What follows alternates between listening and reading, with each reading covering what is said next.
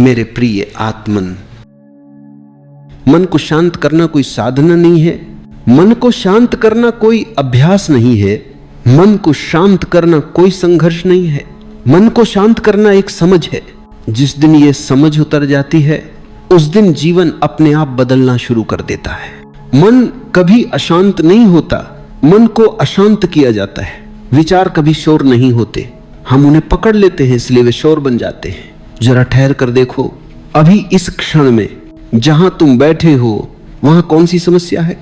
भविष्य अभी आया नहीं है, अतीत जा चुका है और इस क्षण में सिर्फ श्वास है, सिर्फ धड़कन है, सिर्फ होना है।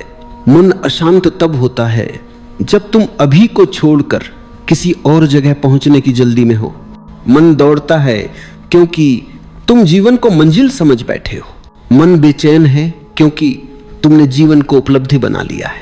पर जीवन कोई लक्ष्य नहीं है, जीवन एक नृत्य है और नृत्य को पहुंचा नहीं जाता, नृत्य किया जाता है। मन शांत तब होता है जब तुम कहीं और होने की इच्छा छोड़ देते हो और जहां हो वहीं पूरी तरह उतर जाते हो। शांति बाहर से नहीं आती, शांति किसी से नहीं मिलती, शांति किसी वस्तु से पैदा नहीं होती। शांति तुम्हारी स्वाभाविक अवस्था है, पर तुम उसे खोजने निकल पड़े हो और जो खोजा जाता है वह खो ही जाता है। मन को शांत करने का पहला सूत्र यही है। कुछ भी बदलने की चेष्टा मत करो। विचार आए उन्हें आने दो, विचार जाएं उन्हें जाने दो। तुम दरवाजा नहीं हो जो हर आने जाने वाले से उलझ जाए। तुम आकाश हो जिसमें बादल आते हैं और चले जाते हैं। मन तब अशांत होता है जब तुम विचारों से पहचान बना लेते हो। तुम कहते हो मेरा गुस्सा, मेरी चिंता, मेरा डर। पर क्या कभी तुमने देखा है कि गुस्सा आता है और चला जाता है, चिंता उठती है और बैठ जाता है, डर आता है और लुप्त हो जाता है? जो आता जाता है वह तुम नहीं हो सकते, तुम वह हो जो इन सब को देख रहा है। और जिस क्षण देखने वाला जाग जाता है, देखी जाने वाली चीजों की शक्ति समाप्त हो जाती है। मन को शांत करने के लिए मन से लड़ना नहीं है, मन को शांत करने के लिए मन को समझना है। मन एक उपकरण है, सुंदर, तेज, उपयोगी, पर जब सेवक मालिक बन जाए तो अराजकता पैदा होती है। मन को उसकी जगह वापस बैठा दो, उसे आदेश मत दो, उसे मित्र बना लो। जब तुम विचारों से लड़ते हो तो विचार और मजबूत हो जाते हैं। जब तुम विचारों को देखते हो तो वे स्वयं ढीले पड़ने लगते हैं। देखना, यही ध्यान है। ध्यान का अर्थ कुछ विशेष करना नहीं है। ध्यान का अर्थ है जो हो रहा है उसे जैसा है वैसा देखना। श्वास भीतर आ रही है, उसे बदलो मत। श्वास बाहर जा रही है, उसे रोको मत, बस देखो। धीरे धीरे एक अंतर पैदा होगा विचार और देखने वाले के बीच, और उसी अंतर में पहली बार शांति का स्वाद उतरता है। यह शांति उबाऊ नहीं है, यह शांति मृत नहीं है, यह शांति जागृत है, जीवंत है। इस शांति में प्रेम अपने आप बहने लगता है। इस शांति में करुणा बिना प्रयास जन्म लेती है। इस शांति में जीवन बोझ नहीं रहता, उत्सव बन जाता है। मन अशांत इसलिए भी है क्योंकि तुम लगातार किसी और जैसे होने की कोशिश में हो। तुलना मन का जहर है। जब तक तुम किसी और जैसे बनने की चाह रखते हो तब तक तुम स्वयं से दूर रहोगे, और जो स्वयं से दूर है वह कैसे शांत हो सकता है? शांति तब आती है जब तुम स्वयं को पूरी तरह स्वीकार कर लेते हो। कमजोरियां भी, अधूरेपन भी, डर भी, अंधेरे भी। जिस दिन तुमने अपने भीतर के अंधेरे को दुश्मन नहीं माना, उसी दिन भीतर प्रकाश उतरने लगता है। मन को शांत करना अपने आप को सुधारना नहीं है। मन को शांत करना अपने आप से प्रेम करना है। यह प्रेम भावुक नहीं है, यह प्रेम समझ से जन्मा है। और समझ कभी शोर नहीं करती, समझ मौन होती है। इस मौन में तुम पहली बार अपने अस्तित्व की धड़कन सुनते हो। यह धड़कन किसी धर्म की नहीं है, यह धड़कन किसी विचारधारा की नहीं है, यह जीवन की है। और जब यह धड़कन सुनाई देने लगती है तो बाहर का शोर अपनी पकड़ खो देता है। यहीं से जीवन अपने आप बदलना शुरू करता है। जब मन थोड़ा शांत होने लगता है तो एक डर उभरता है। ये डर सूक्ष्म है पर बहुत गहरा है। डर ये नहीं कि शांति नहीं मिलेगी, डर ये है कि अगर मन शांत हो गया तो मैं कहाँ रहूंगा। मन की अशांति अहंकार का आखिरी सहारा होती है। जब तक मन चलता है तब तक मैं होने का भ्रम बना रहता है। विचारों की भीड़ में अहंकार छिपा रहता है और जैसे ही विचार धीमे पड़ते हैं अहंकार असहज होने लगता है। इसलिए बहुत लोग ध्यान के दरवाजे तक आकर वापस लौट जाते हैं, क्योंकि मौन में कोई पहचान नहीं होती, मौन में कोई भूमिका नहीं होती, मौन में कोई मुखौटा नहीं होता, मौन में तुम जैसे हो वैसे ही रह जाते हो। और यही स्वतंत्रता की शुरुआत है। मन स्वतंत्र नहीं होना चाहता, मन सुरक्षित रहना चाहता है। सुरक्षा का अर्थ है पुराना, जाना, पहचाना, चाहे वह दुख ही क्यों न हो। इसलिए मन दुख को भी पकड़ कर रखता है, क्योंकि दुख परिचित है पर शांति अपरिचित है। मौन अनजाना है और अनजाने में उतरने के लिए साहस चाहिए। यह साहस संघर्ष से नहीं आता, यह साहस विश्वास से आता है। विश्वास किसी व्यक्ति में नहीं, विश्वास जीवन में। जब तुम जीवन पर भरोसा करना सीखते हो तब मन अपने आप ढीला पड़ जाता है। मन को जोर से शांत नहीं किया जा सकता, मन को समझा जा सकता है। जैसे बच्चे को डांट कर चुप नहीं कराया जाता, वैसे ही मन को भी करुणा चाहिए। जब कोई विचार आए तो उसे गलत मत कहो, उसे हटाने की कोशिश मत करो। बस इतना जानो यह विचार है और मैं देखने वाला हूं। धीरे धीरे देखने वाला मजबूत होता जाता है और विचार अपनी सत्ता खोने लगते हैं। एक दिन अचानक तुम पाओगे कि दो विचारों के बीच एक खाली जगह है। वही खाली जगह ध्यान का द्वार है। उस खाली जगह में कुछ नहीं होता पर सब कुछ वहीं से पैदा होता है। यह शून्य नकारात्मक नहीं है, यह गर्भ है। यहीं से प्रेम जन्म लेता है, यहीं से करुणा बहती है, यहीं से सृजन होता है। मन अशांत इसलिए भी रहता है क्योंकि तुम जीवन को नियंत्रित करना चाहते हो। नियंत्रण का अर्थ है डर। तुम भविष्य को पकड़ना चाहते हो, तुम परिणाम तय करना चाहते हो, तुम चाहते हो कि जीवन तुम्हारी शर्तों पर चले। पर जीवन नदी है और नदी को मुट्ठी में नहीं पकड़ा जा सकता। जिस दिन तुमने जीवन को बहने दिया उसी दिन मन ने प्रतिरोध छोड़ दिया। समर्पण का अर्थ कमजोरी नहीं है, समर्पण का अर्थ है गहरी समझ। यह समझ कि जो हो रहा है वह तुम्हारे विरोध में नहीं है। मन तब शांत होता है जब तुम क्यों पूछना छोड़ देते हो और क्या है को देखने लगते हो। क्यों प्रश्न अतीत से पैदा होता है, क्या है इस क्षण में होता है, और जो इस क्षण में है वह कभी अशांत नहीं होता। इस क्षण में न कोई समस्या है न कोई समाधान की जरूरत। समस्या मन बनाता है, समाधान भी मन ही खोजता है और इसी खोज में मन खुद उलझ जाता है। ध्यान समस्या का समाधान नहीं देता, ध्यान समस्या को अप्रासंगिक बना देता है। जब देखने वाला जागता है तो समस्या अपनी जड़ खो देती है। धीरे धीरे तुम देखोगे कि मन अब मालिक नहीं रहा, वह सेवक बन गया है। जब जरूरत हो वह काम करता है और जब जरूरत नहीं वह विश्राम करता है। यह विश्राम बहुत गहरा है। यह विश्राम तुम्हें तुम्हारे मूल से जोड़ देता है और इस विश्राम में तुम पहली बार अपने भीतर के प्रेम को बिना कारण बहते देखोगे। यह प्रेम किसी के लिए नहीं है, यह प्रेम किसी से मांग नहीं करता। यह प्रेम स्वतंत्र है। जहां प्रेम स्वतंत्र होता है वहां मन शांत होता है और जहां मन शांत होता है वहां जीवन अपने आप खेलने लगता है। जब मन और भी शांत होने लगता है तो एक सूक्ष्म परिवर्तन घटित होता है। अब केवल विचार धीमे नहीं पड़ते, अब देखने वाला और देखने की क्रिया दो अलग चीजें नहीं रह जाती। पहले तुम विचारों को देखते थे, अब देखना ही रह जाता है। यहां से ध्यान प्रयास नहीं रहता, ध्यान स्वाभाविक अवस्था बन जाता है। अब तुम ध्यान करते नहीं, अब तुम ध्यान हो।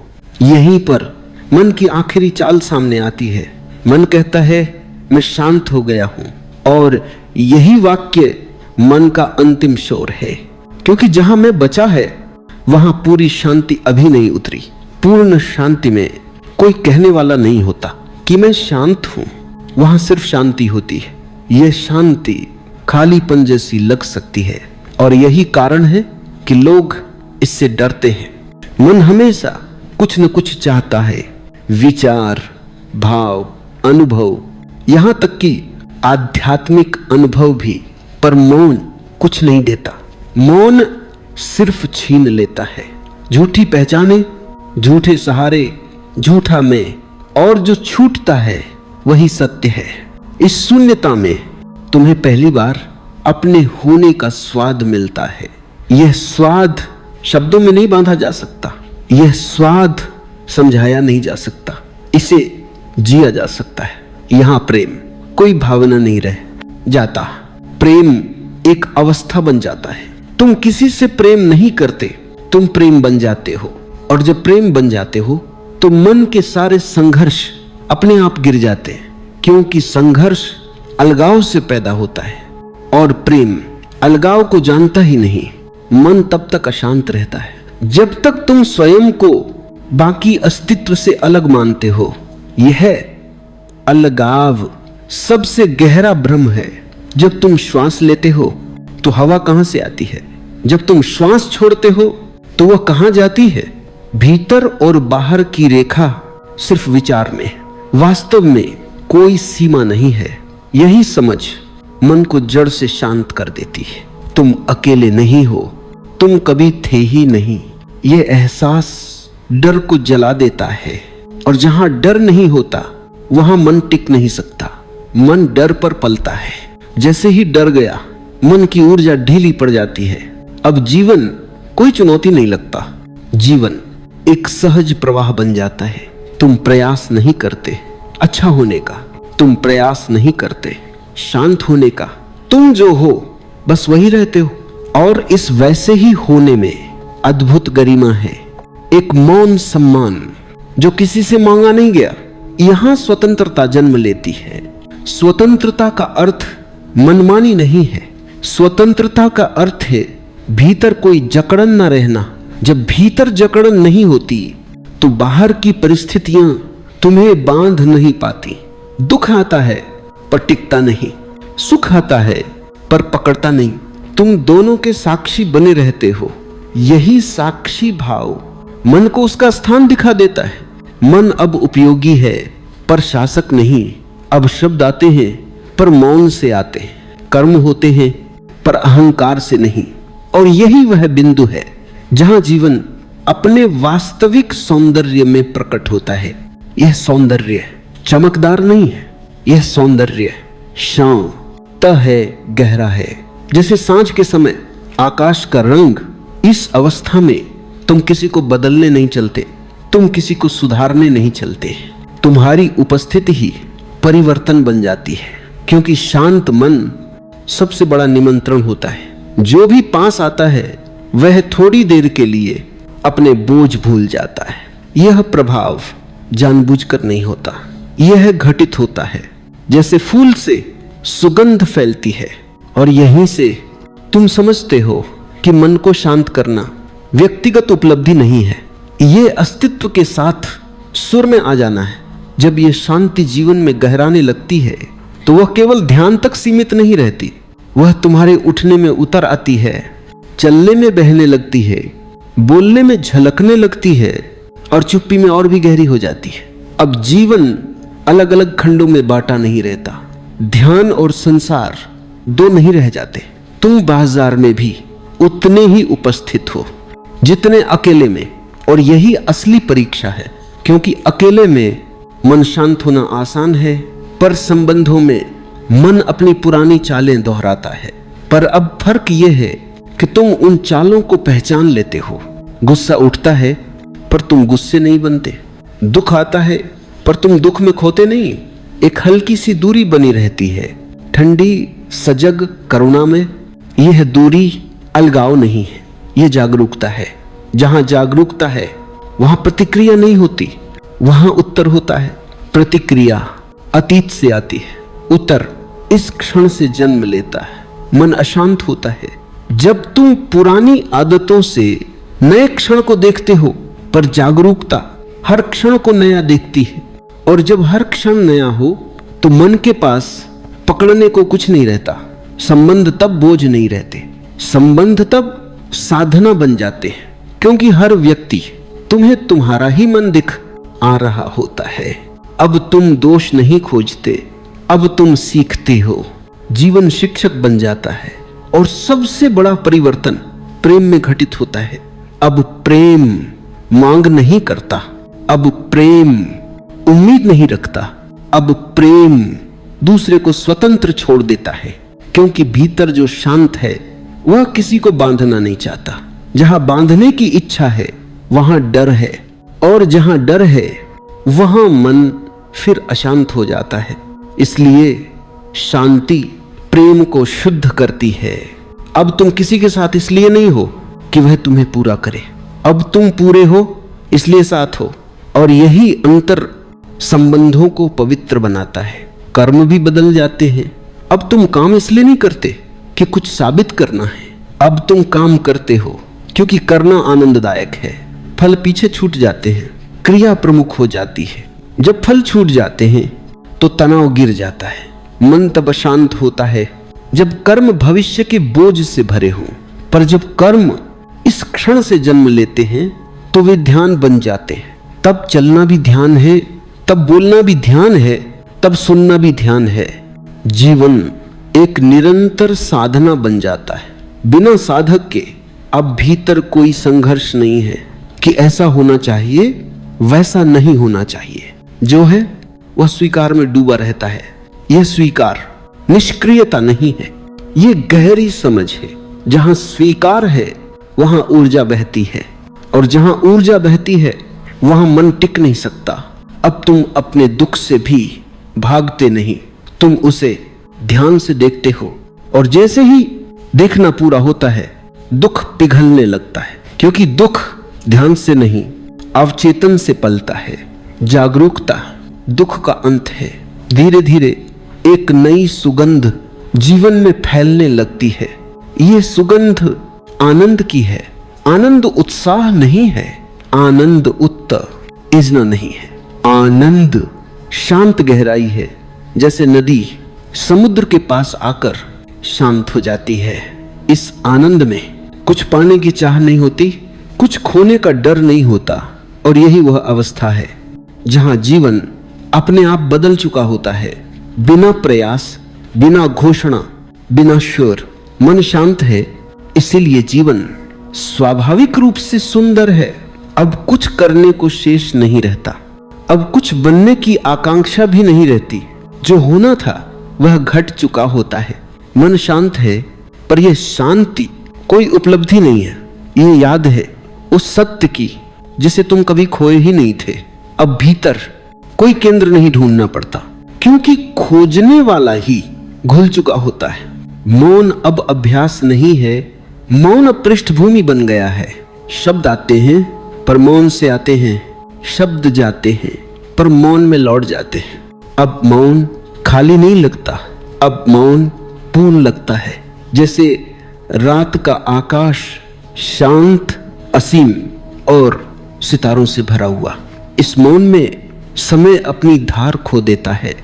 अतीत स्मृति बनकर आता है, भविष्य संभावना बनकर रहता है, और वर्तमान जीवित सत्य बन जाता है। अब तुम जीवन को समझने नहीं बैठते, तुम जीवन को जीते हो। हर क्षण पर्याप्त है, हर श्वास पूरी है।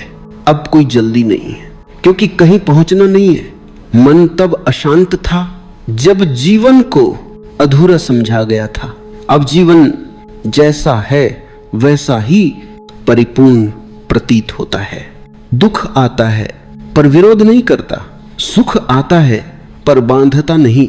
सब आता जाता है और तुम उस आने जाने के पार स्थिर रहते हो। यह स्थिरता जड़ नहीं है, यह स्थिरता सजग है। जैसे पहाड़ हवाओं में स्थिर खड़ा रहता है पर भीतर से जीवित रहता है। अब प्रेम कोई प्रयास नहीं है, प्रेम स्वाभाविक सुगंध है। अब करुणा कोई नैतिकता नहीं है, करुणा दृष्टि है। तुम दूसरों को जैसा है वैसा ही देख पाते हो, और ये देख पाना ही सबसे बड़ा उपहार है। अब कोई सुधारक नहीं बचा, अब कोई न्यायाधीश नहीं बचा, अब सिर्फ साक्षी बचा है, और साक्षी होना सबसे बड़ा विश्राम है। इस विश्राम में जीवन बोझ नहीं लगता, जीवन नृत्य बन जाता है, कभी शांत, कभी तीव्र, कभी गहरा, कभी हल्का, और तुम हर लय में साथ बहते हो। यहीं पर यह स्पष्ट हो जाता है कि मन को शांत करना जीवन बदलने का साधन नहीं था। मन को शांत करना जीवन को जैसा है वैसा देख पाने की क्षमता थी, और जब जीवन साफ दिखाई देता है तो बदलने को कुछ बचता नहीं। यही देखने की स्पष्टता मुक्ति है, यही सादगी आनंद है, यही मौन सत्य है। अब कुछ कहा नहीं जा सकता, अब कुछ जोड़ा नहीं जा सकता, शब्द यहीं ठहर जाते हैं, और जो बचता है वह तुम हो, शांत, जागरूक और घर लौटे हुए। अब कुछ भी पकड़ने को शेष नहीं रहता, अब भीतर कोई आकांक्षा शेष नहीं रहती कि यह होना चाहिए या वह नहीं होना चाहिए, जो है वही पर्याप्त है। मन अब शांत इसलिए नहीं है कि उसे समझा लिया गया है, बल्कि इसलिए कि समझने वाला ही धीरे धीरे विलीन हो गया है। अब भीतर कोई केंद्र नहीं बचा जो जीवन से सौदा करे। अब जीवन जैसा है वैसा ही स्वीकार में डूबा रहता है। यह स्वीकार किसी मजबूरी से नहीं आया है, यह स्वीकार गहरी दृष्टि से उपजा है। दृष्टि के जीवन से लड़कर कुछ भी नहीं पाया जा सकता, और जीवन के साथ बहकर सब कुछ पाया जा सकता है। अब मौन कोई विशेष क्षण नहीं रह गया, मौन हर क्षण की पृष्ठभूमि बन गया है। बोलते समय भी मौन मौजूद है, चलते समय भी मौन साथ चलता है, भीड़ में भी एकांत बना रहता है। यह एकांत अलगाव नहीं है, यह भीतरी स्वतंत्रता है। अब बाहर की परिस्थितियां अब भीतर के आकाश को छू नहीं पाती। बादल आते हैं पर आकाश प्रभावित नहीं होता, विचार उठते हैं पर केंद्र नहीं बनाते, भावनाएं आती हैं पर जड़ नहीं जमाती। अब जीवन भार नहीं लगता, अब जीवन घटना बन जाता है। हर सुबह नई है, हर सांझ पूर्ण है। अब कोई तुलना नहीं है, क्योंकि तुलना अहंकार की भाषा होती है, और जहां अहंकार नहीं वहां तुलना भी नहीं। अब कोई प्रतिस्पर्धा नहीं है, क्योंकि कहीं पहुंचना नहीं है। अब सफलता और असफलता समान रूप से अप्रासंगिक हो जाती हैं, दोनों आती जाती लहरें हैं। मन तब तक अशांत था जब तक वह भविष्य की ओर लगातार भाग रहा था। अब भविष्य सिर्फ एक संभावना है, बोझ नहीं। अब अतीत सिर्फ स्मृति है, घाव नहीं, और वर्तमान जीवित सत्य बन गया है। इस वर्तमान में समय धीमा हो जाता है, हर क्षण पूरा महसूस होता है। श्वास भीतर आती है और पूरी तरह महसूस की जाती है, श्वास बाहर जाती है और पूरी तरह विदा ली जाती है। अब कुछ भी अधूरा नहीं छूटता, यही पूर्णता मन को गहराई से विश्राम देती है। अब भीतर कोई प्रश्न नहीं उठता कि जीवन का अर्थ क्या है, क्योंकि जीवन अब प्रश्न नहीं रहा, अनुभव बन गया है। अर्थ खोजे जाते हैं, अनुभव जिए जाते हैं, और जब जीवन जिया जाता है तो अर्थ अपने आप प्रकट हो जाता है। यह अर्थ शब्दों में नहीं होता, यह अर्थ शांति में होता है। अब दुख भी एक घटना बन गया है, वो आता है, पूरा महसूस होता है और चला जाता है। अब दुख के साथ कोई कहानी नहीं जुड़ती, कोई शिकायत नहीं जुड़ती, कोई दोषारोपण नहीं जुड़ता, और बिना कहानी के दुख टिक नहीं पाता। अब सुख भी बांधता नहीं, वो आता है, आनंद देता है और चला जाता है। अब सुख से कोई पहचान नहीं बनती। अब भीतर न तो डर है, न लोभ है, न महत्वाकांक्षा है, इसलिए मन के पास चिपकने को कुछ नहीं है। मन तब तक जीवित रहता है जब तक उसे ईंधन मिलता है, ईंधन है। डर, चाह, असुरक्षा, तुलना, जब ये ईंधन गिर जाते हैं मन अपने आप शांत हो जाता है। यह शांति नींद नहीं है, यह जागरण है। यह है जागरण, कोई चमत्कार नहीं दिखाता, ये बस चीजों को जैसा है वैसा दिखा देता है। और यही सबसे बड़ा चमत्कार है। अब जीवन में कुछ भी साधारण नहीं लगता और कुछ भी असाधारण नहीं लगता। सब कुछ जैसा है वैसा सुंदर लगता है। पेड़ पेड़ है, आकाश आकाश है, मनुष्य मनुष्य है। अब किसी को बदलने की इच्छा नहीं उठती, क्योंकि बदलने की इच्छा अस्वीकार से आती है, और जहां स्वीकार है वहां परिवर्तन अपने आप घटित होता है। अब कर्म स्वाभाविक हो गए हैं, उनमें कोई योजना नहीं, कोई रणनीति नहीं। जो क्षण मांगता है वही किया जाता है। अब निर्णय मन से नहीं स्पष्टता से आते हैं, और जहां स्पष्टता है वहां पछतावा नहीं होता। अब गलतियां भी बोझ नहीं बनती, वे सीख बन जाती हैं, क्योंकि सीखने वाला अब डरता नहीं। अब भीतर एक स्थायी सहजता है, एक मौन मुस्कान जो किसी कारण पर निर्भर नहीं। यह मुस्कान चेहरे पर दिखे या न दिखे, भीतर बनी रहती है। अब अकेलापन समस्या नहीं है, अब अकेलापन समृद्धि है, क्योंकि अब अकेले होने का अर्थ खाली होना नहीं, पूरा होना है। अब संबंध अधिकार नहीं है, अब संबंध साझेदारी है। साथ होना निर्भरता नहीं है, साथ होना आनंद का विस्तार है। अब कोई किसी का केंद्र नहीं बनता, हर व्यक्ति अपने केंद्र में खड़ा है, और दो केंद्र जब मिलते हैं तो बंधन नहीं बनता, नृत्य बनता है।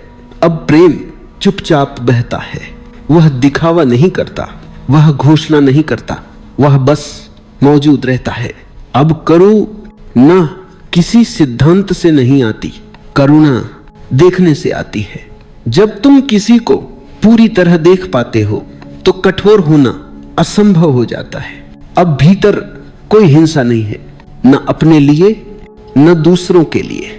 और जहां हिंसा नहीं वहां मन कैसे अशांत हो सकता है। अब जीवन धीरे धीरे एक ध्यान बन जाता है, बिना ध्यान किए। अब साधना कुछ घंटों की नहीं, पूरा जीवन बन जाती है। और यह साधना किसी लक्ष्य की ओर नहीं जाती है, यह साधना हर क्षण में पूरी होती रहती है। यही कारण है कि अब जल्दी नहीं है, अब अधैर्य नहीं है। सब कुछ अपने समय पर होता है, और जो नहीं होता उससे कोई शिकायत नहीं। अब भीतर एक गहरा भरोसा है, जीवन पर नहीं, घटनाओं पर नहीं, अस्तित्व पर। यह भरोसा आंख बंद करके नहीं है, यह भरोसा देखने से उपजा है, देखने से कि जो आवश्यक था वह हमेशा मिला, और जो नहीं मिला वह कभी आवश्यक नहीं था। यह समझ मन को पूरी तरह विश्राम दे देती है। अब भीतर कोई संघर्ष नहीं है, होने और न होने के बीच जो है वही है, और यही परम शांति है। अब शब्द धीरे धीरे कम होने लगते हैं, क्योंकि जो कहना था वह कहा जा चुका है। अब मौन और गहरा हो जाता है, और इसी मौन में यह स्पष्ट हो जाता है कि मन को शांत करना कभी लक्ष्य नहीं था। मन को शांत करना एक परिणाम था, परिणाम उस समझ का जो जीवन को जैसा है वैसा देख पाने से आती है। और जब जीवन साफ दिखाई देता है तो जीवन बदलने की कोई जरूरत नहीं रहती। जीवन जैसा है वैसा ही पर्याप्त है। अब कोई अंत नहीं है, क्योंकि जो घटा है वह समाप्त नहीं होता। यह शांति चलती रहती है, यह जागरूकता बहती रहती है, और इसी बहाव में जीवन अपने पूर्ण अर्थ में जिया जाता है। शब्द यहीं स्वतः रुक जाते हैं, और जो बचता है वह मौन है।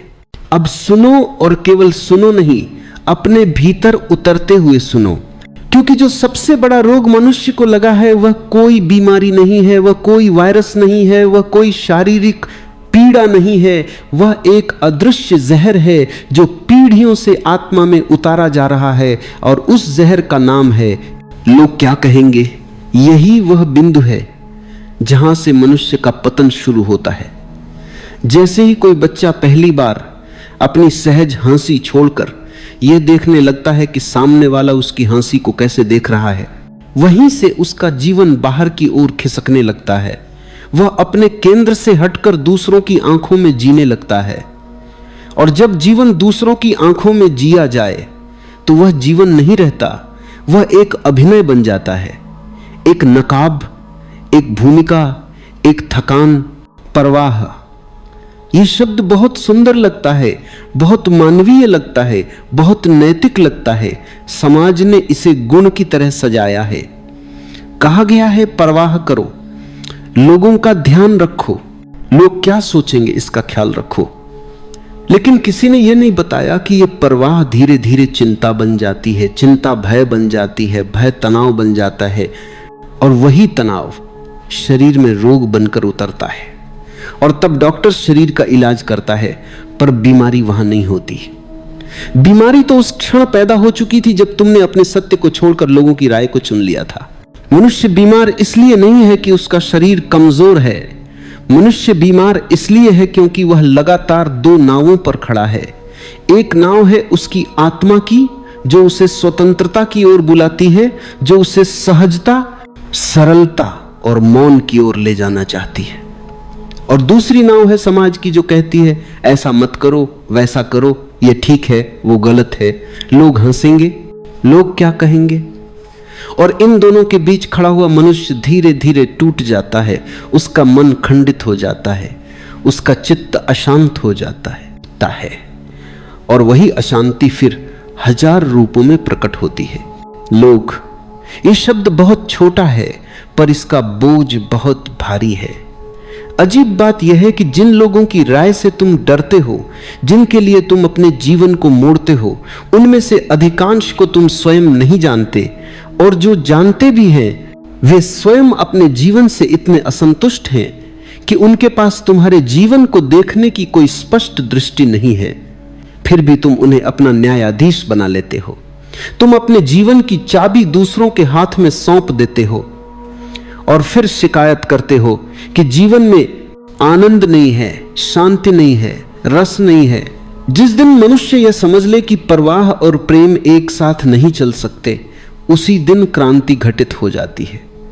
क्योंकि जहां परवाह है वहां भय है, और जहां भय है वहां प्रेम कैसे होगा। प्रेम तो निर्भयता है, प्रेम तो खुला आकाश है, प्रेम तो बिना शर्त बहने वाली नदी है। लेकिन परवाह हर क्षण पूछती है, ठीक तो कर रहा हूं ना, लोग बुरा तो नहीं मानेंगे, कहीं मैं गलत तो नहीं दिख रहा। और इस लगातार पूछने में जीवन का संगीत खो जाता है।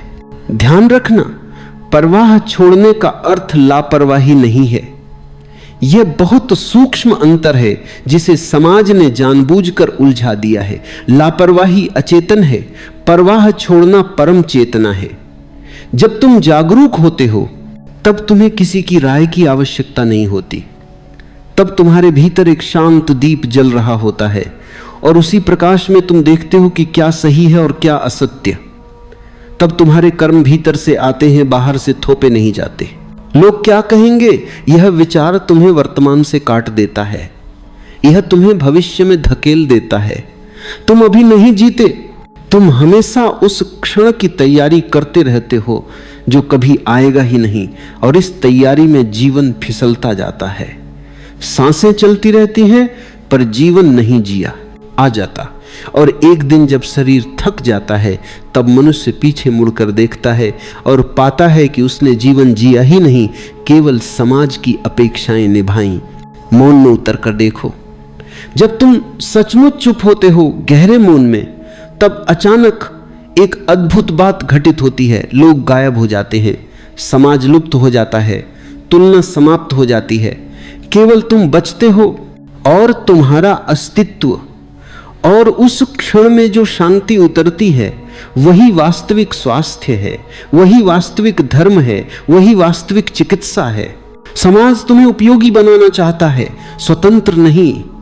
उपयोगी व्यक्ति आज्ञाकारी होता है, डरपोक होता है, नियमों में बंधा होता है। स्वतंत्र व्यक्ति खतरनाक होता है क्योंकि वह अपनी आंखों से देखता है, अपने हृदय से जीता है और अपने मौन से उत्तर पाता है। इसलिए बचपन से ही सिखाया जाता है, ऐसा मत बनो, वैसा मत सोचो, लोग हंसेंगे, और धीरे धीरे तुम्हारे भीतर का स्वाभाविक फूल मुरझा जाता है। जिस दिन तुम यह साहस कर लेते हो कि तुम अपने जीवन की जिम्मेदारी स्वयं लोगे, उसी दिन यह रोग गिरना शुरू हो जाता है। यह साहस बहुत बड़ा नहीं है, यह बहुत शांत है, यह कोई विद्रोह नहीं है, यह एक आंतरिक समझ है कि मेरी धड़कनें किसी और की राय से संचालित नहीं होंगी, मेरा प्रेम किसी और की स्वीकृति पर निर्भर नहीं होगा, मेरी शांति किसी और की टिप्पणी से नहीं टूटेगी। और याद रखना, जब तुम परवाह छोड़ते हो तब तुम अकेले नहीं हो जाते, तब पहली बार तुम स्वयं के साथ होते हो, और जो स्वयं के साथ है वही वास्तव में दूसरों के साथ भी हो सकता है, क्योंकि तब संबंध मजबूरी नहीं होते, तब संबंध उत्सव होते हैं। तब तुम किसी को खुश करने के लिए नहीं मिलते, बल्कि बांटने के लिए मिलते हो। यह केवल शुरुआत है। अभी तुमने रोग को पहचाना है, अभी उसकी जड़ें और गहराई से खुलेंगी। अभी तुम देखोगे कि कैसे ये एक ही विचार लोग क्या कहेंगे जीवन के हर कोने में जहर की तरह फैला हुआ है, और कैसे इसे देख भर लेने से बिना लड़े, बिना दबाए, बिना सुधारने की कोशिश किए यह स्वयं गिरने लगता है। यही जागरूकता की शक्ति है, यही ध्यान का प्रारंभ है, यही स्वतंत्रता की पहली सांस है। अब आगे सुनो, क्योंकि जो दिखाई देने लगा है वह अभी पूरी तरह समझा नहीं गया है। रोग को पहचान लेना आसान है, लेकिन उसके भीतर छिपे हुए संस्कारों को देख पाना गहरे मौन की मांग करता है। और लोग क्या कहेंगे केवल एक विचार नहीं है, यह एक पूरी संरचना है जो धीरे धीरे मनुष्य की चेतना को जकड़ लेती है, बिना शोर किए, बिना चोट पहुंचाए, बहुत सभ्य ढंग से। मनुष्य जिस दिन समाज में पैदा होता है उसी दिन से उसे बताया जाने लगता है कि वह जैसा है वैसा पर्याप्त नहीं है। उसे सिखाया जाता है कि उसे कुछ बनना है, किसी जैसा बनना है, किसी आदर्श के अनुसार ढलना है। और यह ढलने की प्रक्रिया इतनी लंबी होती है कि अंत में वह यह भूल ही जाता है कि उसका अपना कोई स्वर भी था। वह लगातार दूसरों की अपेक्षाओं में स्वयं को तराशता रहता है, और इस तराशने में वह स्वयं को खो देता है।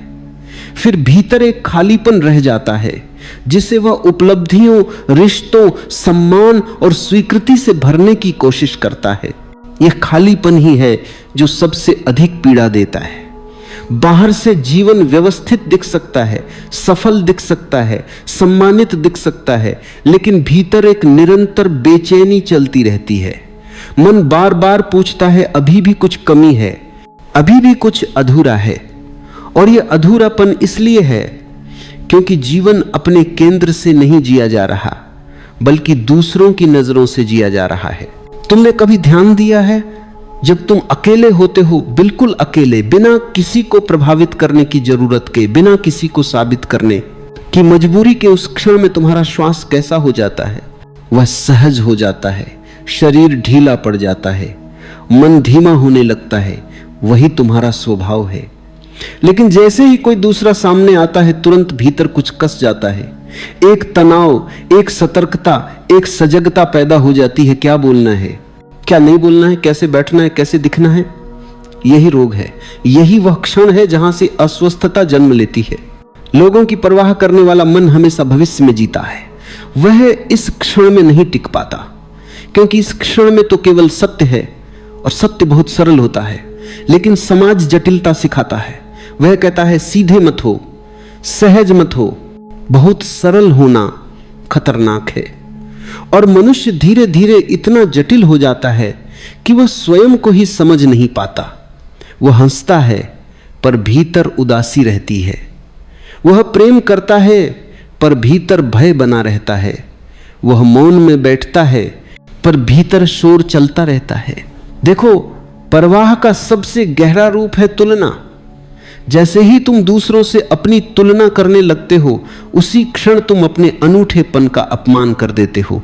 कोई भी दो व्यक्ति एक जैसे नहीं हैं, फिर भी समाज ने एक ही सांचे बना दिए हैं, और जो उन सांचे में फिट हो जाता है उसे सफल कहा जाता है, जो फिट नहीं होता उसे असफल। इस झूठे मापदंड ने अनगिनत आत्माओं को चोट पहुंचाई है, क्योंकि मछली को यदि पेड़ पर चढ़ने की परीक्षा दी जाए तो वह असफल ही कहलाएगी, और असफल कहलाते कहलाते वह स्वयं को ही दोषी मान लेगी। ध्यान में एक बात स्पष्ट दिखती है, अस्तित्व ने किसी को भी गलती से नहीं बनाया है। हर व्यक्ति अपने आप में पूर्ण है, पर्याप्त है, अर्थपूर्ण है, लेकिन जैसे ही यह समझ दबा दी जाती है, मनुष्य बाहरी सहारे खोजने लगता है। सम्मान, पद, पैसा, प्रशंसा, ये सब उसी खालीपन को भरने के प्रयास हैं, और जितना अधिक वह भरने की कोशिश करता है उतना ही खालीपन बढ़ता जाता है। परवाह छोड़ने का अर्थ है इस पूरी झूठी संरचना को देख लेना, बिना निंदा किए, बिना विरोध किए, केवल देखना। और जैसे ही तुम देखते हो, धीरे धीरे यह स्पष्ट होने लगता है कि जिन लोगों की राय से तुम डरते थे वे स्वयं कितने डरे हुए हैं। वे भी किसी और की अपेक्षाओं में जी रहे हैं, वे भी किसी और की स्वीकृति के भूखे हैं, वे भी भीतर से असंतुष्ट हैं। और तब एक करुणा जन्म लेती है, डर नहीं, क्रोध नहीं, करुणा। यह करुणा बहुत परिवर्तनकारी है, क्योंकि तब तुम किसी को शत्रु नहीं मानते, तब तुम समाज से लड़ते नहीं हो, तब तुम बस अपने भीतर लौट आते हो, और भीतर लौटना ही ध्यान है। ध्यान का अर्थ कोई तकनीक नहीं है, ध्यान का अर्थ है बाहर भागती हुई चेतना का भीतर विश्राम करना। जब तुम भीतर टिकने लगते हो तब धीरे धीरे यह रोग अपनी शक्ति खो देता है। लोग क्या कहेंगे की आवाज आती है, लेकिन अब वह आदेश नहीं होती, केवल एक पुरानी आदत की गूंज होती है, और तुम उसे सुनते हो, मुस्कुराते हो और अपने सत्य में बने रहते हो। यही वास्तविक स्वतंत्रता है। यह कोई विद्रोह नहीं है, यह कोई घोषणा नहीं है, यह एक शांत दृढ़ता है, और इस दृढ़ता से जीवन में एक नया रस उतरता है। तुम वही करते हो जो तुम्हारा हृदय कहता है, लेकिन उसमें हिंसा नहीं होती, उसमें अहंकार नहीं होता, क्योंकि जब तुम स्वयं के साथ होते हो तब तुम्हें किसी को नीचा दिखाने की जरूरत नहीं रहती। तुम्हारी प्रसन्नता किसी की हार पर निर्भर नहीं होती। तुम खिलते हो जैसे फूल खिलता है, बिना यह सोचे कि कोई देख रहा है या नहीं। अभी यात्रा जारी है, अभी और परतें खुलेंगी, अभी ये और स्पष्ट होगा कि कैसे ये रोग केवल व्यक्तिगत नहीं है बल्कि सामूहिक है, और कैसे एक जागरूक व्यक्ति बिना कुछ कहे, बिना कुछ बदले, केवल अपनी उपस्थिति से ही एक नई हवा ले आता है। ये दूसरा कदम है देखने का, समझने का, और धीरे धीरे भीतर टिकने का। अब ये और गहराई से उतरने का समय है, क्योंकि जो अब तक समझा गया है वह अभी भी मन के तल पर है, और इस रोग की जड़ें मन से भी नीचे बहुत भीतर तक फैली हुई हैं।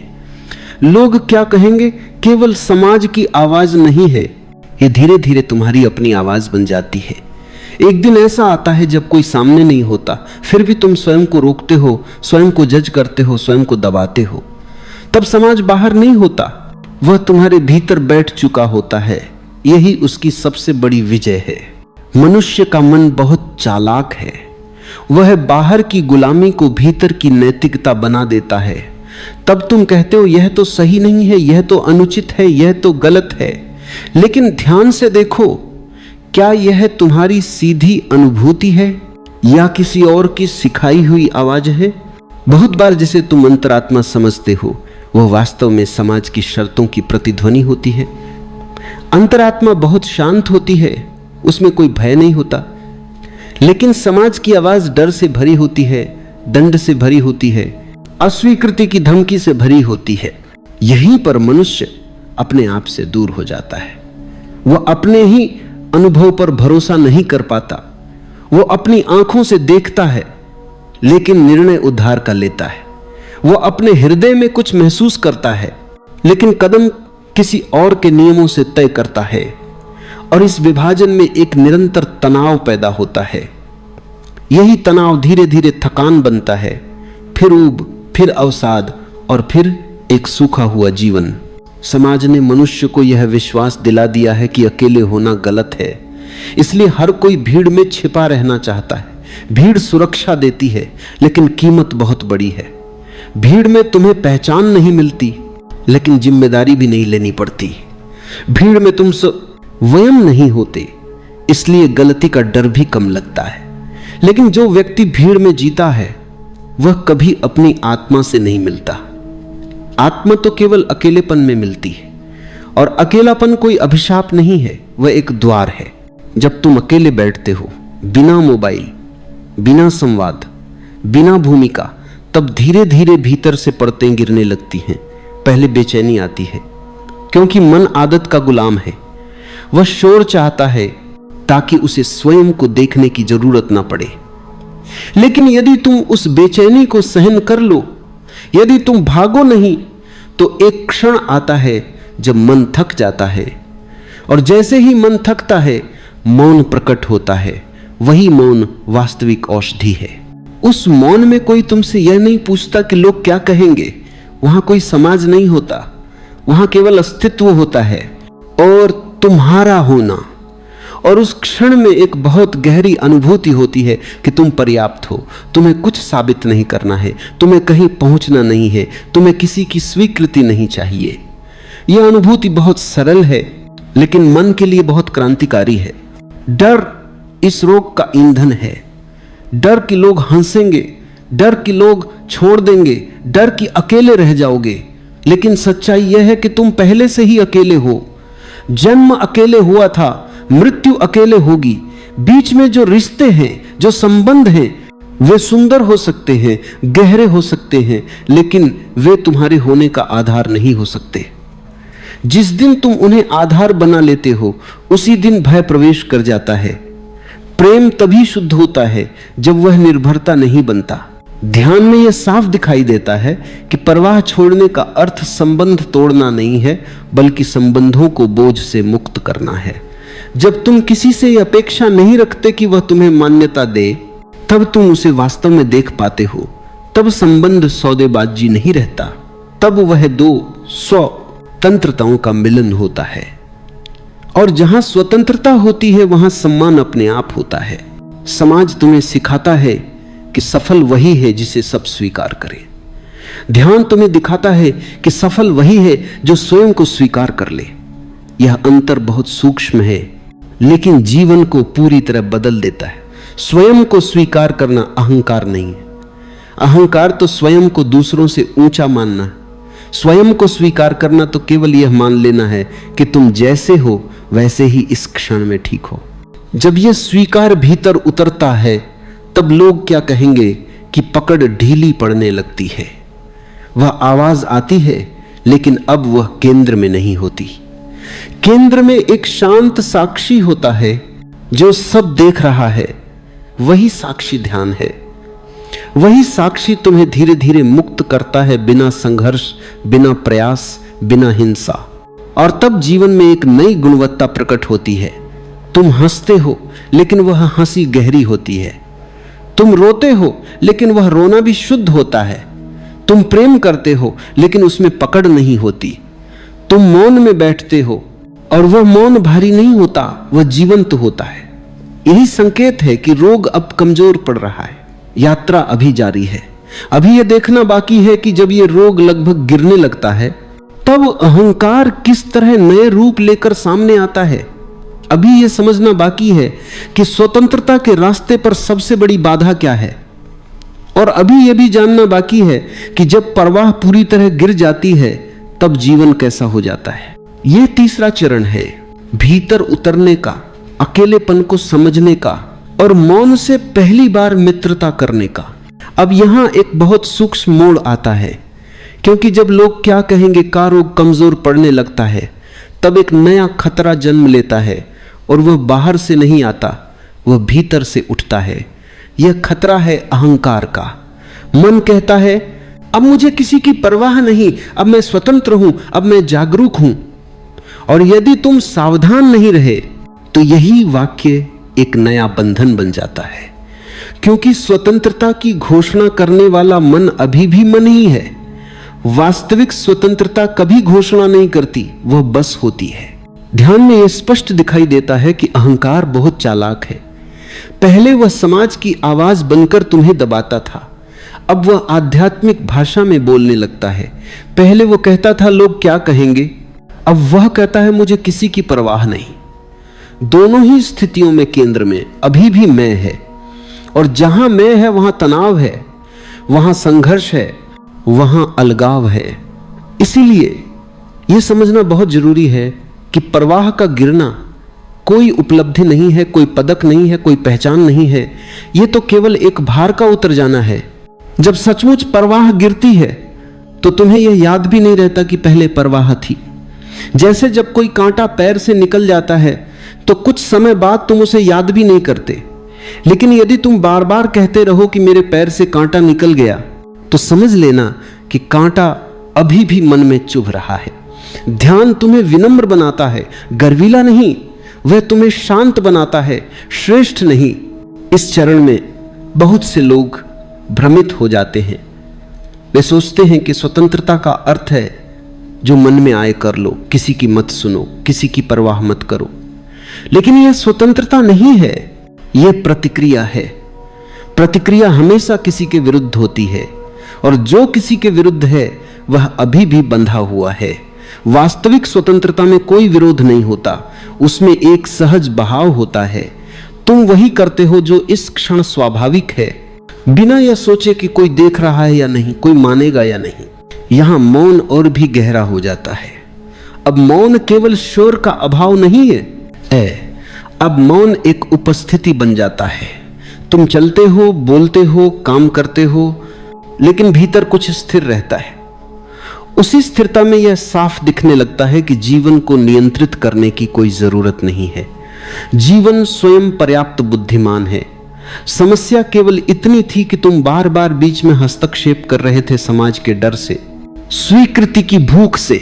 जब यह हस्तक्षेप रुकता है तब जीवन का एक अद्भुत गुण प्रकट होता है, सहजता। तुम सही समय पर सही शब्द बोलते हो, तुम सही क्षण में चुप हो जाते हो, तुम किसी नियम का पालन नहीं कर रहे होते, फिर भी तुम्हारा जीवन अनुशासित होता है। यह अनुशासन बाहर से थोपा हुआ नहीं होता, यह भीतर की समझ से जन्म लेता है। यही वास्तविक नैतिकता है जो भय से नहीं, जागरूकता से आती है। इस अवस्था में संबंध भी बदल जाते हैं। पहले तुम संबंधों में सुरक्षा खोजते थे, अब तुम उनमें साझेदारी खोजते हो। पहले तुम चाहते थे कि कोई तुम्हें समझे, अब तुम स्वयं को समझ चुके होते हो, और जिसने स्वयं को समझ लिया उसे दूसरों से शिकायत नहीं रहती। तुम किसी को दोष नहीं देते, क्योंकि तुम देख चुके होते हो कि हर व्यक्ति अपनी सीमा के भीतर जी रहा है। यह दृष्टि करुणा को जन्म देती है, और करुणा का अर्थ कमजोरी नहीं है। करुणा का अर्थ है गहरी समझ। अब लोग तुम्हारे जीवन का केंद्र नहीं रहते, वे आते जाते हैं। कोई प्रशंसा करता है, कोई आलोचना करता है, लेकिन दोनों का प्रभाव समान हो जाता है, बहुत हल्का। प्रशंसा से नशा नहीं चढ़ता, आलोचना से चोट नहीं लगती, क्योंकि अब तुम्हारा मूल्य किसी की राय से तय नहीं होता। तुम्हारा मूल्य तुम्हारे होने में है, और होना किसी प्रमाण की मांग नहीं करता। इस गहराई में एक और बात स्पष्ट होती है कि अधिकांश लोग परवाह इसलिए करते हैं क्योंकि वे प्रेम को नहीं जानते। उन्होंने प्रेम को भी एक सौदा बना लिया।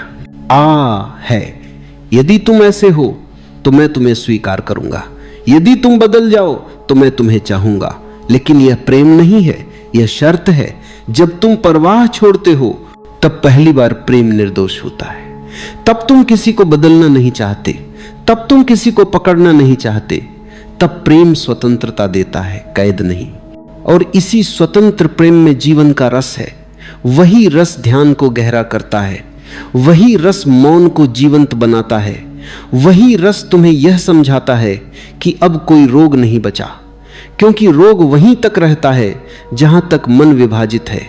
जैसे ही विभाजन गिरता है, रोग अपने आप समाप्त हो जाता है। अब यात्रा अपने अंतिम चरण की ओर बढ़ रही है। अभी यह देखना शेष है कि जब प्रवाह पूरी तरह गिर जाती है तब जीवन केवल मुक्त ही नहीं होता बल्कि उत्सव बन जाता है। अभी यह जानना बाकी है कि उस अवस्था में मृत्यु का भय कैसे लुप्त हो जाता है, और अभी यह भी अनुभव करना बाकी है कि जब कोई मैं नहीं बचता तब जो बचता है वही सत्य है। यह चौथा चरण है, सूक्ष्म अहंकार को देखने का, सहजता में उतरने का और मौन को जीवन बनने देने का। अब अंतिम परत अपने आप खुलती है, बिना प्रयास के, बिना इच्छा के, बिना किसी लक्ष्य के। क्योंकि जहां तक प्रयास था वहां तक मन था, और जहां मन समाप्त होता है वहीं से जीवन पहली बार अपने वास्तविक रंग में प्रकट होता है। जब प्रवाह पूरी तरह गिर जाती है तब यह भी अनुभव नहीं रहता कि कुछ गिरा है। तब केवल एक सरल, निर्दोष, सहज होना शेष रह जाता है, जैसे आकाश है, जैसे नदी बहती है, जैसे वृक्ष मौन में खड़ा है, कोई दावा नहीं, कोई विरोध नहीं, कोई घोषणा नहीं। इस अवस्था में यह स्पष्ट दिखाई देता है कि लोग कभी वास्तविक समस्या थे ही नहीं। समस्या यह थी कि मन ने स्वयं को केंद्र से हटाकर भीड़ को केंद्र बना लिया था। जैसे ही केंद्र वापस अपने स्थान पर लौटता है, भीड़ किनारे हो जाती है, तब जीवन का हर क्षण ध्यान बन जाता है। चलना ध्यान है, बैठना ध्यान है, बोलना ध्यान है, चुप रहना ध्यान है। क्योंकि अब कोई दो हिस्से नहीं बचे, भीतर और बाहर, पवित्र और अपवित्र, सही और गलत, जो है वही पर्याप्त है। यहां एक गहरी शांति उतरती है, लेकिन वह शांति कब्रिस्तान की नहीं होती, वह जीवंत होती है, नृत्य जैसी। उसमें हलचल है पर अशांति नहीं, उसमें गति है पर तनाव नहीं। तुम काम करते हो पर काम तुम पर सवार नहीं होता, तुम संबंधों में रहते हो पर संबंध तुम्हें परिभाषित नहीं करते, तुम संसार में होते हो पर संसार तुम्हें बांध नहीं पाता। यही वास्तविक स्वतंत्रता है, संसार से भागना नहीं, संसार में रहते हुए भी उससे अछूते रहना। इस बिंदु पर मृत्यु का भय भी गिरने लगता है, क्योंकि भय हमेशा मैं के इर्द गिर्द घूमता है। जब मैं ढीला पड़ता है तो मृत्यु केवल एक परिवर्तन दिखाई देती है, अंत नहीं। जैसे दिन ढलता है और रात आती है, वैसे ही जीवन की एक अवस्था समाप्त होती है और दूसरी शुरू होती है। इस समझ में कोई दर्शन नहीं है, कोई सिद्धांत नहीं है, यह सीधा अनुभव है, और जो अनुभव से जाना गया है वही वास्तविक है। यह भी साफ हो जाता है कि जीवन का उद्देश्य कोई उपलब्धि नहीं है, जीवन का उद्देश्य जीवन ही है। जब तुम भविष्य में किसी मंजिल की ओर नहीं भागते, तब वर्तमान अपने पूरे सौंदर्य के साथ प्रकट होता है। छोटी छोटी बातें गहरी लगने लगती हैं, हवा का स्पर्श, प्रकाश की किरण, किसी की आंखों में क्षण भर की चमक, सब कुछ अर्थपूर्ण हो जाता है। क्योंकि अर्थ बाहर से नहीं आता, अर्थ जागरूकता से जन्म लेता है। अब प्रेम भी बदल जाता है। प्रेम अब चाहत नहीं रह जाता, आवश्यकता नहीं रह जाता। प्रेम अब देना बन जाता है, बिना यह सोचे कि बदले में क्या मिलेगा। और यह देना कोई त्याग नहीं होता, यह आनंद होता है। जैसे फूल खुशबू देता है, वैसे ही प्रेम बहता है। और जहां प्रेम इस रूप में बहता है वहां कोई चोट नहीं लगती, क्योंकि अपेक्षा नहीं होती। अपेक्षा ही हर पीड़ा की जड़ है। यहां यह भी समझ में आता है कि नैतिकता नियमों से नहीं आती, नैतिकता उस व्यक्ति से आती है जो जागरूक है। जागरूक व्यक्ति किसी को नुकसान नहीं पहुंचाता, क्योंकि वह स्वयं को ही देख रहा होता है, दूसरे में भी वही चेतना पहचान लेता है। यह पहचान किसी धर्म की देन नहीं है, किसी शास्त्र की देन नहीं है, यह मौन में पैदा होती है। और मौन किसी परंपरा का मोहताज नहीं। जब प्रवाह पूरी तरह समाप्त होती है, तब जीवन में एक उत्सव का स्वर उतरता है। यह उत्सव शोरगुल नहीं है, यह आतिशबाजी नहीं है, यह एक शांत हंसी है जो भीतर से उठती है। यह एक सहज कृतज्ञता है, बिना किसी कारण के, जैसे अस्तित्व ने कुछ दिया नहीं फिर भी सब कुछ दे दिया हो। और इस कृतज्ञता में कोई मांग नहीं होती, मांग वही होती है जहां अभाव होता है। अब कुछ भी साबित करने को नहीं बचता, न स्वयं को न दूसरों को। और जब कुछ भी साबित करने को नहीं बचता, तब मन विश्राम में चला जाता है। वही विश्राम वास्तविक स्वास्थ्य है। वही विश्राम वह औषधि है जिसे कोई डॉक्टर नहीं दे सकता, जिसे कोई प्रणाली नहीं सिखा सकती। वह भीतर से उगता है। जैसे प्रकाश अंधेरे में अपने आप फैल जाता है, यह समझ भी उतरती है कि जो अब तक रोग कहलाता था वह वास्तव में एक गलत पहचान थी। तुमने स्वयं को विचारों से, भूमिकाओं से, नामों से जोड़ लिया था। जैसे ही यह पहचान ढीली पड़ी, रोग अपने आप गिर गया। कोई युद्ध नहीं हुआ, कोई विजय नहीं हुई, केवल एक भ्रम टूटा और भ्रम के टूटते ही सत्य अपने आप प्रकट हो गया। अब जो बचता है वो कोई व्यक्ति नहीं है, कोई चरित्र नहीं है, कोई कहानी नहीं है। जो बचता है वो एक खुला आकाश है। उसमें बादल आते हैं, जाते हैं, विचार आते हैं, जाते हैं, लेकिन आकाश अछूता रहता है। यही अवस्था है जहां जीवन बोझ नहीं रहता, जिम्मेदारी नहीं रहती, संघर्ष नहीं रहता। वहां केवल एक सहज प्रवाह रहता है। और यही वह क्षण है जहां कहा जा सकता है अब कोई रोग नहीं बचा, क्योंकि रोग वहीं तक था जहां तक दूरी थी। जैसे ही दूरी मिट गई, जैसे ही देखने वाला और देखा गया एक हो गए, वैसे ही समस्त पीड़ा विलीन हो गई। यह कोई अंत नहीं है, यह एक शुरुआत है उस जीवन की जो पहली बार सचमुच जिया जा रहा है। अब शब्द भी विदा लेने लगते हैं, क्योंकि जो कहा जा सकता था कहा जा चुका है, और जो नहीं कहा जा सकता वही अपशेष है। अब जो कहा जा रहा है वह शब्दों से आगे की भूमि से आ रहा है, क्योंकि जहां तक रोग था वहां तक शब्दों की आवश्यकता थी, और जहां रोग नहीं बचता वहां शब्द केवल संकेत बन जाते हैं। इस अवस्था में जीवन किसी समस्या की तरह नहीं दिखता, किसी पहेली की तरह नहीं दिखता, बल्कि एक रहस्य की तरह प्रकट होता है। ऐसा रहस्य जिसे सुलझाना नहीं है, केवल जीना है। यहां यह स्पष्ट हो जाता है कि मनुष्य ने जीवन को समझने की बहुत कोशिश की और उसी कोशिश में जीवन को खो दिया। समझने की यह आदत भी उसी रोग का हिस्सा थी कि कहीं कुछ गलत न हो जाए, कहीं कोई भूल न हो जाए, कहीं लोग ये ना कह दें कि तुम अज्ञानी हो। लेकिन अस्तित्व को समझा नहीं जाता, अस्तित्व में प्रवेश किया जाता है, और प्रवेश केवल मौन से होता है, तर्क से नहीं। अब मन धीरे धीरे पृष्ठभूमि में चला जाता है। वह पूरी तरह मिटता नहीं, क्योंकि उसकी उपयोगिता अभी भी है बोलने में, चलने में, व्यवहार में, लेकिन वो मालिक नहीं रहता, केवल एक सेवक रह जाता है। और जब मन सेवक होता है तब वह सुंदर होता है। समस्या तब थी जब मन सिंहासन पर बैठा था और चेतना को दास बना रखा था। अब यह उलटफेर हो चुका है। इस अवस्था में एक अद्भुत सरलता जन्म लेती है। तुम जटिल प्रश्नों में उलझते नहीं, तुम हर बात का उत्तर नहीं खोजते। तुम यह स्वीकार कर लेते हो कि कुछ चीजें उत्तर से परे हैं, और यह स्वीकार कोई हार नहीं है। तुम उत्तरगान। यह एक गहरी बुद्धिमत्ता है, क्योंकि जो व्यक्ति यह मान लेता है कि सब कुछ जानना जरूरी नहीं, वही वास्तव में जानने के द्वार पर पहुंचता है। अब संबंधों में भी एक नई सुगंध होती है। पहले संबंध अपेक्षा से भरे थे, अब वे उपस्थिति से भरे होते हैं। पहले तुम किसी के साथ होते थे, लेकिन भीतर कहीं और होते थे। अब तुम जहां हो पूरी तरह वहीं होते हो। सुनते हो तो पूरा सुनते हो, देखते हो तो पूरा देखते हो। और यह संपूर्णता ही प्रेम है। प्रेम कोई भावना नहीं है, प्रेम एक अवस्था है पूरी तरह उपस्थित होने की। यहां यह भी दिखाई देता है कि समाज ने प्रेम को भी डर से जोड़ दिया था। कहा गया यदि तुम ऐसे नहीं रहे तो तुम्हें प्रेम नहीं मिलेगा, यदि तुम नियमों से हटे तो तुम्हें छोड़ दिया जाएगा।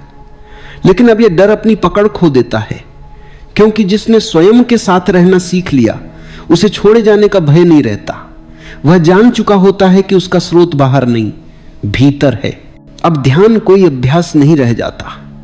ध्यान अब तुम्हारी आंखों में होता है, तुम्हारे स्पर्श में होता है, तुम्हारे शब्दों के बीच के अंतराल में होता है। तुम कुछ भी करो, एक साक्षी साथ चलता है, हस्तक्षेप किए बिना, टिप्पणी किए बिना। यही साक्षी वह है जिसे पहले खोजा जा रहा था, और खोज इसलिए थी क्योंकि तुम उससे दूर भाग रहे थे। यहां जीवन की गति भी बदल जाती है, जल्दी कहीं पहुंचने की बेचैनी नहीं रहती, समय अब दुश्मन नहीं लगता, घड़ी की टिक टिक तुम्हें परेशान नहीं करती, क्योंकि तुम भविष्य में नहीं भाग रहे, तुम अभी में विश्राम कर रहे हो। और जो व्यस्त से नहीं करे व्यस्त रहे। और जो भी मंत्राची ने परेशान की गति भी बदल जाती है, और घड़ी की डो किति अभी में विश्राम करता है, उसके लिए समय एक मित्र बन जाता है, बोझ नहीं। इस बिंदु पर यह भी साफ दिखाई देता है कि अधिकांश लोग दुखी इसलिए नहीं हैं कि उनके पास कम है, बल्कि इसलिए कि वे जो है उसे देख नहीं पा रहे। देखने के लिए आंखें नहीं चाहिए, देखने के लिए जागरूकता चाहिए। और जागरूकता तभी आती है जब मन परवाह से मुक्त होता है, क्योंकि परवाह आंखों पर एक धुंध डाल देती है। अब जीवन में एक गहरी कृतज्ञता बहने लगती है, किसी विशेष घटना के लिए नहीं, किसी उपलब्धि के लिए नहीं, बस होने के लिए। यह कृतज्ञता किसी से कही नहीं जाती, यह किसी को दिखाई नहीं जाती, यह भीतर ही भीतर बहती रहती है, जैसे मौन संगीत। और यह संगीत तुम्हारे हर कर्म को सुंदर बना देता है। यहां यह भी अनुभव होता है कि गलतियां भी अब शत्रु नहीं रही। पहले गलती का मतलब था लोग क्या कहेंगे, अब गलती केवल सीख बन जाती है। कोई आत्मग्लानि नहीं, कोई शर्म नहीं, क्योंकि शर्म भी उसी रोग का हिस्सा थी। जागरूकता में कोई शर्म नहीं होती, वहां केवल समझ होती है। अब तुम किसी आदर्श को पकड़कर नहीं चलते, तुम किसी महान व्यक्ति की नकल नहीं करते, क्योंकि तुम जान चुके होते हो कि नकल हमेशा झूठी होती है।